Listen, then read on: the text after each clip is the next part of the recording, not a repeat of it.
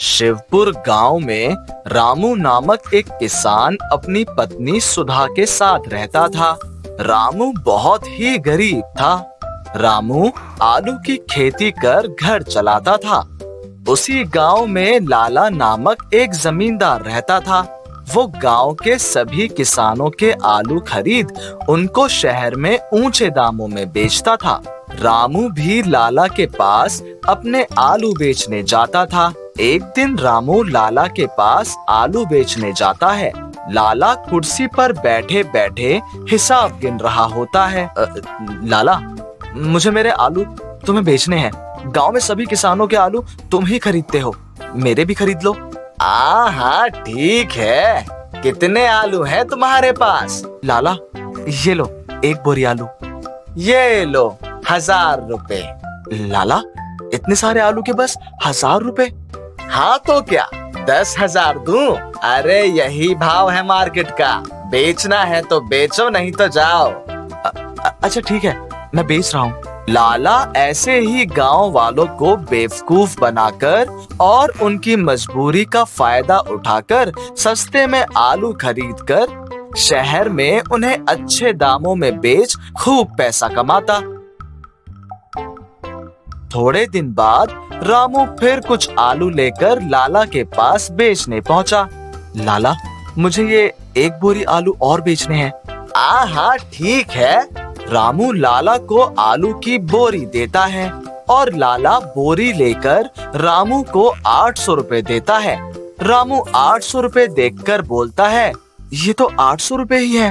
हाँ तो क्या 10,000 रुपए दूं तुझे? लेना है तो ले, वरना भाग जा यहाँ से। मार्केट में वैसे भी बहुत आलू है, कोई खरीद ही नहीं रहा। तुम्हें बेचना है तो बेचो, नहीं तो जाओ। रामू गरीबी के कारण लाला की बात मानकर उसको आलू बेच देता है। ऐसे ही दिन बीतते चले जाते हैं और लाला आलू के दाम 800 से 400 पर पहुंचा देता है। एक दिन रामू सुबह सुबह खेत पर जाता है और देखता है कि खेत पर एक बहुत बड़ा आलू उगा है। रामू आलू देखकर बहुत चौंक जाता है और अपनी बीवी को बताने के लिए घर की ओर चल देता है। रामू घर पहुंचकर देखता है कि उसकी पत्नी सुधा की तबीयत बहुत खराब है। सुधा, तुम्हें क्या हुआ? पता नहीं जी, सुबह से तबीयत कुछ ठीक नहीं है। तुम चिंता मत करो, मैं अभी डॉक्टर को बुला कर लाता हूँ। रामू भागकर जाता है और अलमारी में देखता है, पर अलमारी में कुछ पैसे नहीं होते। रामू मन में सोचता है, मेरे पास तो पैसे ही नहीं है, अब मैं डॉक्टर को क्या दूंगा? एक काम करता हूँ, वो बड़ा आलू जाकर लाला को बेच देता हूँ और उस आलू के पैसे से सुधा का इलाज करवा दूंगा। रामू भागते भागते आलू लेकर लाला के घर जाता है और लाला से बोलता है, लाला, ये बड़ा आलू मुझसे खरीद लो और मुझे थोड़े पैसे दे दो। अरे पर इतने बड़े आलू का मैं करूंगा क्या? मुझे इसकी जरूरत नहीं है, कोई मुझसे ये खरीदेगा भी नहीं। पर मुझे पैसों की जरूरत है, मेरी मदद करो, मैं आपके पैसे जल्दी चुका दूंगा। अरे तो मैं क्या करूं? जाओ, अपना आलू लेकर निकल जाओ यहाँ से। मेरे पास नहीं है कोई फालतू पैसा तुझे देने के लिए। रामू आलू लेकर उदास मन से घर की ओर चल देता है। मन ही मन वो कहता है, भगवान, मैंने ऐसी क्या गलती कर दी जो मुझे ऐसी सजा दे रहे हो? सुधा को बचा लो भगवान, उसे कुछ हुआ तो मैं नहीं जी पाऊंगा। ऐसा मन में बोलते बोलते रामू जा ही रहा होता है कि रास्ते में उसको उसका दोस्त दिनेश मिलता है। दिनेश रामू का मुंह देखकर बोलता है, अरे क्या हुआ? तुम इतने परेशान क्यों और क्या बोलते बोलते जा रहे हो? यार, सुधा की तबीयत बहुत खराब है, मेरे पास उसको डॉक्टर को दिखाने के पैसे नहीं हैं। मैंने सोचा कि मैं ये बड़ा आलू लेकर लाला को बेच दूंगा, पर लाला ने आलू खरीदने से साफ इनकार कर दिया। भगवान भी गरीब को ही मुसीबत में डालता है। अरे कोई बात नहीं, तुम भाभी को डॉक्टर को दिखाने के पैसे अभी मुझसे उधार ले लो। यार धन्यवाद तुम्हारा, बहुत बड़ा एहसान है मुझ पर। अब मैं इस आलू का क्या करूं? तुम पहले भाभी को डॉक्टर को दिखाकर आओ, मैं उसके बाद तुमसे मिलकर बताऊंगा कि इस आलू का क्या करना है। रामू सुधा को डॉक्टर को दिखाने के बाद दिनेश के घर चला जाता है। दिनेश कुछ पुरानी मशीनें जोड़कर चालू कर रहा होता है। रामू दिनेश को देखकर बोलता है, अब बताओ दिनेश, क्या करना है इस आलू का? अब हम इस आलू को हेलीकॉप्टर बनाएंगे। हाँ, कैसे? अरे मुझे मशीन का सारा काम आता है, तुम चिंता मत करो, मैं इस आलू का बेहतरीन हेलीकॉप्टर तैयार करूंगा। पर हम इस हेलीकॉप्टर का करेंगे क्या? इस हेलीकॉप्टर की मदद से हम तुम्हारे आलू शहर में ले जाकर बेचेंगे, वो भी अच्छी कीमत पर, और लाला के लालच से बच सकते हैं। दिनेश और रामू मिलकर आलू का हेलीकॉप्टर तैयार कर लेते हैं।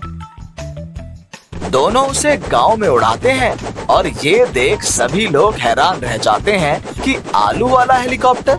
रामू अब उसी हेलीकॉप्टर में अपने आलू डालकर शहर में बेचने लगा। उसको बहुत फायदा हुआ। समय बीतता जाता है।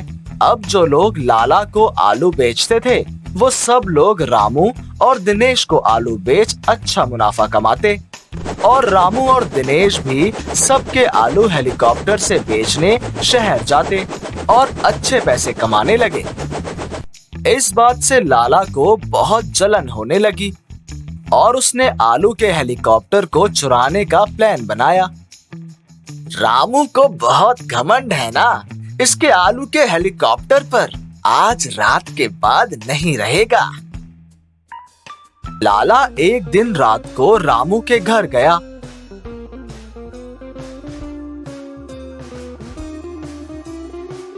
और उसने आलू के हेलीकॉप्टर को चुराने के लिए हेलीकॉप्टर को स्टार्ट कर उसमें बैठ गया, पर लाला को हेलीकॉप्टर चलाना नहीं आता था।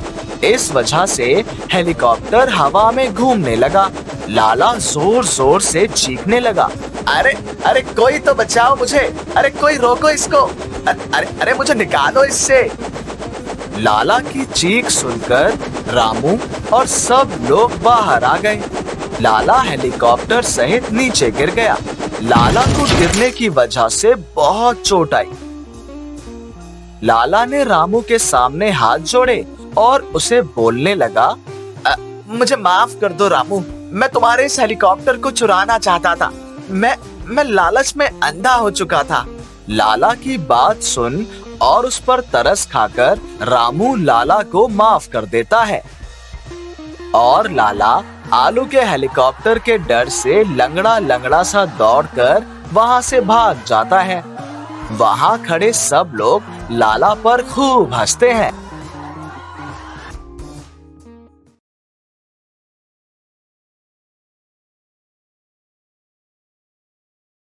कटोरा कट सैलून वाला। खेसारी लाल गांव का इकलौता नाई था। उसके गुजरने के बाद खेसारी लाल सैलों की जिम्मेदारी उसके दोनों बेटे रमेश और सुरेश ने संभाल ली थी। दोनों भाइयों में आपसी दुश्मनी होने के कारण दुकान का बीच से बंटवारा हो गया था। एक दिन एक अधेड़ उम्र का व्यक्ति सैलों के पास से गुजर रहा था। अरे चाचा, हमारे सैलून में आइए, एकदम बढ़िया से बाल बना देंगे आपके।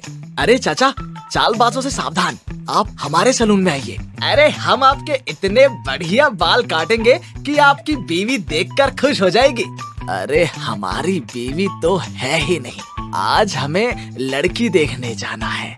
हमारा ऐसा हेयर स्टाइल बनाओ कि लड़की वाले हमें देखते ही फटाक से पसंद कर लें बस।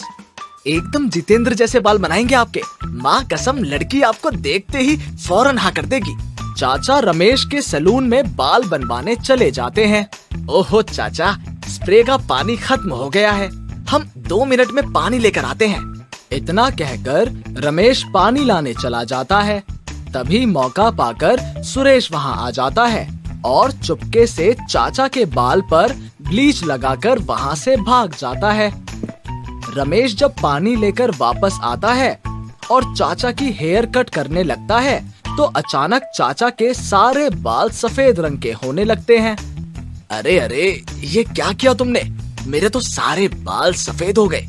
ऐसी हालत में देखकर मुझसे कौन शादी कर पाएगा? मैं तुम्हें छोड़ूंगा नहीं। सुरेश बाहर खड़े होकर ये सब देखकर हंस रहा था। रमेश को समझते देर नहीं लगी कि ये काम सुरेश का है।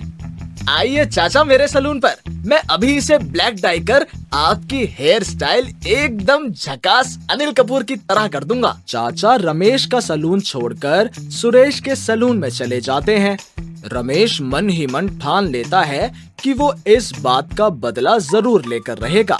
कुछ दिनों बाद गांव में शहर से फिल्म की शूटिंग के लिए कुछ लोग आते हैं। हे गाइस, इस गांव में बेस्ट सलून कौन सा होगा? मुझे अपनी ग्रूमिंग करवानी है। आखिरकार फिल्म का हीरो हूँ मैं। उसे देखते ही रमेश और सुरेश की आंखें चमक उठती हैं। दोनों सोचते हैं कि ये बड़ा बकरा लगता है। अरे भाई साहब, हमारे सलून में आइए। पूरा गांव जानता है रमेश हेयर कटिंग सलून से अच्छे बाल कोई नहीं काटता। झूठ बोले कौवा काटे। अब इनका स्टाइल ना इनकी तरह पुराना हो गया है। हमारे सलून में एकदम लेटेस्ट हेयर स्टाइल बनाई जाती है।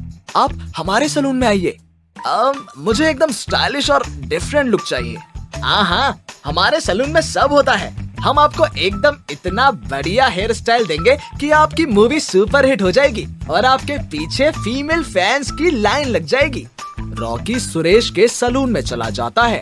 ये अच्छा मौका है, मैं रॉकी का हेयर स्टाइल बिगाड़ दूंगा, तो फिर सुरेश की बड़ी बदनामी होगी। सुरेश रॉकी को स्पेशल ट्रीटमेंट देता है। सुरेश रॉकी के फेस पर फेशियल क्रीम लगा रहा होता है। तभी उसे रमेश आवाज बदलकर फोन करता है।